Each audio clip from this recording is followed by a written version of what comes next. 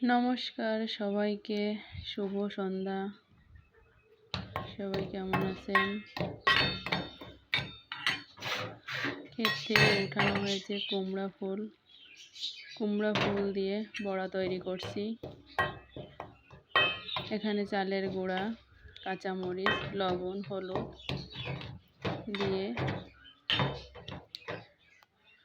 জল দিয়ে মাখিয়ে নিচ্ছি। এখানে অনেকে বেসন ব্যবহার করতে পারেন, যার যেটা পছন্দ সে সেটা দিয়ে করতে পারেন।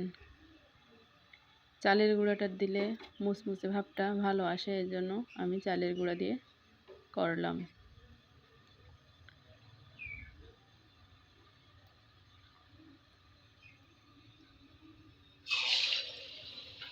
এরপরে তেলটা হালকা গরম হয়ে গেলে কুমড়া ফুলটা ব্যাটারের ভিতরে দিয়ে